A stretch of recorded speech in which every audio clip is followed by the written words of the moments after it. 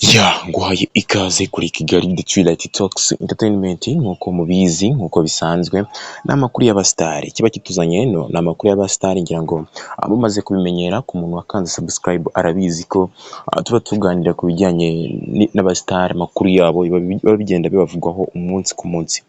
So ni ukuvuga ngo mu ijoro ryakeye nibwo habaga imikino ya Bar Africa. Ngira ngo murabizi ko bimaze igihe bivugwa ko imikino ya Bar igomba gusorezwa hano mu Rwanda, n'imikino ya basket. So ni ukuvuga ngo ariko si imikino gusa yabaye, hari hateganyijwe n'ibitaramo. Ngira ngo murabizi ko nagiye mbibabwiraho ko hari ibitaramo bizaba, ubwo bizaba byitabirwa n'abahanzi bagiye batandukanye, barimo Juno Kizigenza, harimo The Ben, harimo umunyanigeriya ukomeye cyane bita Adekon Gold, ndetse n'abandi bagiye batandukanye ba Kenny Sol bazaperforminga. Rero mu ijoro ryakeye habaye uyu mukino n'ubundi, ubwo ari umukino wahuzaga ikipe yitwa Al Ahly yo muri Libya, ndetse n'indi kipe yitwa iriya yo muri South Africa bita Cape Town Tiger. N'imikino yabaga ihuza aya makipe yombi, ariko si ibyo gusa byabaye, nuko mu gice cya mbere kimaze kurangira, uyu muhanzi ngo ni Juno Kizigenza yatumiwe aza kuririmba, ariko yakoze amateka ubwo abantu babonaga bishimye kabisa, bishimiye no kumubona. Ngira ngo muri kubona utu dufoto kabisa, ntabwo wenda ashobora gucuranga ibyo yaririmbaga ngo byumve, ariko wabonaga ko n'ubundi abantu bari bishimye ubwo yaririmbye indirimbo zigiye zitandukanye, nk'indirimbo bita Igitangaza, dore ko yari yahawe iminota mikeya gusa, iminota 5 yo guperforminga, ndetse ni igice cya mbere, dore ko yaririmbye mu gice cya mbere, ubwo iyi kipe ya Al Ahly yari yamaze gutsindamo, Al Ahly yo muri Libya yari yamaze gutsinda iyi Cape Town Tiger ibitego cyangwa se nimba ari amaseti nimba ari amanota sinzi, 47 kuri 41. No kuvuga ngo iyi Al Ahly yamaze gutsindamo 47 kuri 41. So nuko nyine bimaze kugera hagati, uyu muhanzi ari guperforminga, twagiye tubona uwo bita Shemi araje. Shemi reka nze mbikwereke kabisa, bari kumwe bari guperforminga. Ngira ngo uri kubibona hano bari kumwe barimo guperforminga indirimbo yabo bita Peace of Mind. Ngira ngo ni indirimbo nayo yakunzwe cyane, ubwo abantu bari hariya muri arena kabisa, bishimye cyane, ndetse byari ibirori, byari byiza cyane. Ngira ngo ku muntu utabashije kujyayo, hano uri kubasha kubyumva neza, ndetse ukumva nuko byari bimeze, byari byiza cyane hariya muri arena kabisa, wabonaga ko ari ibirori. So si ibyo gusa rero, nuko nyuma yuko ahawe iminota 5 yo kuririmba yonyine, agatumiramo n'uyu musore bita Shemi waririmbye Peace of Mind, ndetse bakanayisubiranamo, bakaba ari n'indirimbo ba performance hariya. Nyuma yuko umukino wa mbere urangiye, dore ko hateganyijwe imikino igeze kuri 2, harateganyije imikino igeze kuri 2, noneho uyu mukino ukaza kurangira mu masaa moya, undi mukino wari uteganyijwe gutangira saa 2, ubwo waje kurangira iyi kipe ya Al Ahly yo muri Libya n'ubundi itsinze iyi Cape Town Tiger yo muri Afurika y'Epfo amaseti ibitego, niba ari ibitego niba ari amanota ageze kuri 47. Ubwo abazi basket n'amanota bavuga amanota ngo 87 kuri 76. Niko umukino warangiye kabisa.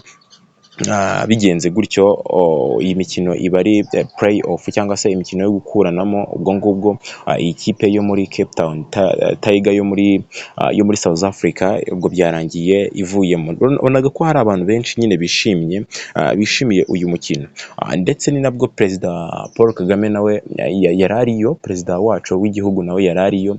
Ubona ko ubwo yazaga nawe wabonaga ko yishimiwe n'abantu, yari yishimiwe n'abantu benshi. Perezida wacu Paul Kagame yarariyo ari kureba uyu mukino. Ngira ngo uri kugenda ubona udufoto kabisa, nuko nguko byari byifashe. Dore nguyu perezida, ngira ngo uri kumubona hano muri Kigali Arena, abonaga ko byari byiza. Hano rero ni igihe uyu Juno Kizigenza n'uri yari amaze guperforminga, bari kumubaza uko byari bimeze, nimba ari kugenda afata experience, nawe akavuga ko n'ubundi ngo experience ngo atari ubwa mbere, avuga ko abimenyereye. So si ibyo gusa rero, igice cya mbere kirangiye, no umukino wa mbere urangiye ubwo warangiraga saa moya, mu masaa moya gutyo haje kuza itsinda ry'Inganzo Ngari. Hano ibi bintu reka bivuge gutya, Inganzo Ngari ryakoze amateka, iri tsinda ryakoze amateka, n'ubwa mbere nari mbibonye hano mu Rwanda. So iyi Nganzo Ngari yagize gutya ipafominga bijyanye n'imico y'ibihugu nyine byitabiriye cyangwa se byitabiriye iri rushanwa.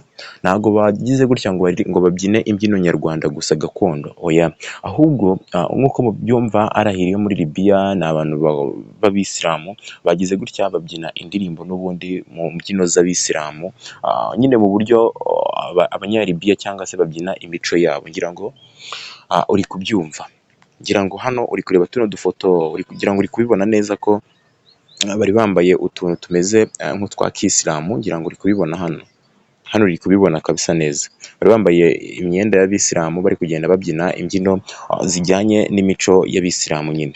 So hano ngira ngo bogeye nanone bashyiramo izindi mbyino zo muri Maroc zijyanye n'ikipe yo muri Maroc n'ubundi nayo yari yitabiriye uyu mukino, nabo babyina imbyino zabo, ubona ko byari ibintu byiza cyane bibereye ijisho kabisa. Umuntu watashye kino gitaramo ndakeka yari yabashije kuryoherwa, yanogewe nyine n'ibi bintu Inganzo Ngari yakoze. Hano rero iyi Nganzo Ngari imaze gupafominga, hahise haza igihangange cyo muri Nigeria uwo bita Adekun Gold.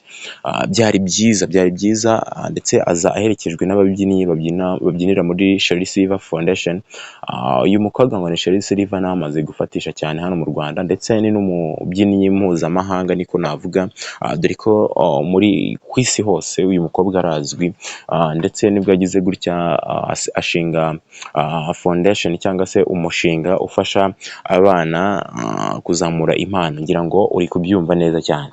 So rero muri uwo mushinga dore ko harimo nyine n'ibintu byinshi bigiye bitandukanye, aho yigisha abana kubyina imbyino zigiye zitandukanye zitwita zigezweho, ndetse yaje nyine kuri stage azanye n'uyu muhanzi bita Adekun Gold, bakora nabo amateka adasanzwe.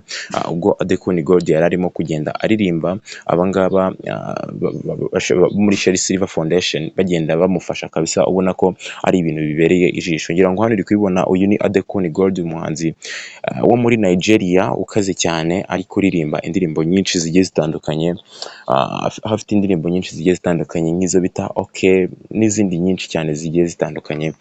Ngira ngo ku muntu wabashije kubikurikira yabyumvishe, byari byiza cyane, byari bibereye ijisho. Cyakoze umuntu utazitabira iyi mikino reka mvuge ngo yarahombye, kuko ni byinshi cyane bigenda bikorerwayo, bitewe n'uko haba hariyo abahanzi bakagenda basusurutsa abantu mu gihe twakwita icya pose. So byari byiza cyane. Hano rero uyu Adekun Gold yari ari kuririmba mbere y'uko umukino wa kabiri utangira. Abantu bakunda rero basket bari bagiye hariya muri arena, ndakeka baryohewe kabisa, dore ko byari ibirori, byari byiza cyane, wabonaga nyine ari ibintu bidasanzwe, dore ko ariko ikipe yacu n'ubundi y'u Rwanda yamaze kuvamo. Rero ngira ngo ni muri urwo rwego bazanye abahanzi kugira ngo bajye babasha gususurutsa abantu, kugira ngo n'abantu bitabire iyi mikino, dore ko n'ubundi ikipe yacu yamaze kuvamo. Sinzi ko nyine yari kugira abantu benshi bayitabira bitewe n'uko nta kipe yari kuba ibajyanye aho ari kuba bafana. Ni muri urwo rwego wenda batekereje kuzana abahanzi kugira ngo n'abantu bakunda umuziki wenda bazajye baza baje kwirebera n'umuziki. So nibyo ngibyo rero, nta bindi birenze nagira ngo nkubwire. Ngira ngo hano uri kubona hari kuri stage uyu muhanzi Adekun Gold aperforminga, ndetse n'ababyinnyi ba Sherry Silver Foundation. Byari byiza, byari ibirori. Nawe niba ufite gahunda kabisa uzagire iyo wirebere urebe ukuntu biba bihagaze, ntago wakicwa n'irungu kandi biba ari byiza cyane. So nta bindi birenze nanje kukubwira. Hano ngira ngo uri kubona perezida wacu Paul Kagame kabisa ubwo yahageraga. Aka ni agafoto bafashe ubwo perezida Paul Kagame yageraga hano kuri arena. Urabona ko yarakeye kabisa nk'uko bisanzwe, ubona ko asa neza. So nta bindi birenze nanje kukubwira, byari ibingibi byo kukugezaho highlight zagiye ziranga iyi mikino. Ngira ngo byose mbashije kubikunyuriramo muri makeya, ubashije kubyumva. So kanda subscribe rero nimba utarayikanda, nawe wayikanze ndagushimiye cyane.